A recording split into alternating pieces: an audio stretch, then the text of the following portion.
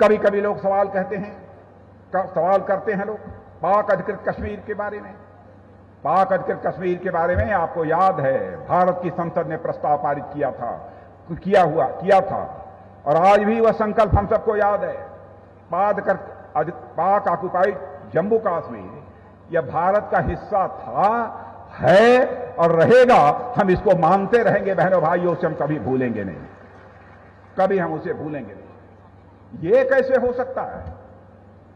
शिव स्वरूप बाबा अमरनाथ हमारे यहां हों और मां शारदा शक्ति स्वरूपा एलओसी के पार हों। बहनों भाइयों,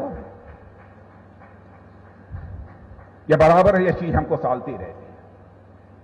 लेकिन मैं कहता हूं कि पाकिस्तान को ऊपर वाला सद्बुद्धि दे। इससे ज्यादा आगे बढ़कर मैं कुछ नहीं कहना चाहता हूं। और यहां पर अंत में इतना ही कहना चाहूंगा कि मेरे बहनों भाइयों, हमारी ताकत का जहां तक एहसास हमारे पड़ोसी को है, मैं एक घटना की याद दिलाना आपको चाहता हूं। पायलट अभिनंदन को लेकर, पायलट अभिनंदन के नाम से आप सभी परिचित हैं अच्छी तरह से। पायलट अभिनंदन, जिस समय उनका हवाई जहाज वहां पर गिरा था, फाइटर प्लेन, और वह पाकिस्तान ने उनको बंदी बनाया था, जानते हैं वहां के फॉरेन मिनिस्टर ने पाकिस्तान की जो नेशनल असेंबली है उसमें खड़े होकर कहा कि मुझे यह बतलाया गया है कि हमारे आर्मी चीफ पाकिस्तान के आए थे और उन्होंने यह बतलाया यदि अभिनंदन को रात को 9 बजे के पहले यदि रिहा नहीं कर दिया गया तो भारत पाकिस्तान के ऊपर आक्रमण कर देगा। और उन्होंने कहा कि हमारे आर्मी चीफ के मस्तक के ऊपर पसीना हो रहा था, बहुत घबराए हुए थे।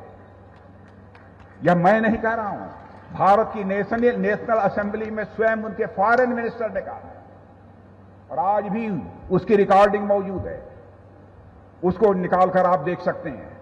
तो बहनों भाइयों, इसीलिए मैंने कहा भारत कोई कमजोर भारत नहीं है, भारत अब यह ताकतवर भारत बन चुका है बहनों भाई।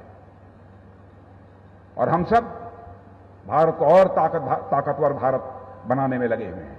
इंडो चाइना स्टैंड ऑफ जो कुछ भी हुआ, उसमें जिस तरीके से हमारे भारत के सेना के जवानों ने अपने शौर्य या पराक्रम का परिचय दिया है, मैं दावे के साथ कहना चाहता हूं बहुत सारी चीजें, बहुत सारी बातें यहां के लोगों को नहीं मालूम हो गई, लेकिन बहनों भाइयों, हमारे सेना के जवानों की जितने भी तारीफ की जाए वह कम है। और जिन लोगों ने अपनी शहादत दी है, मैं उनकी स्मृति में यहां पर मैं हृदय से मैं नमन करना चाहता हूं।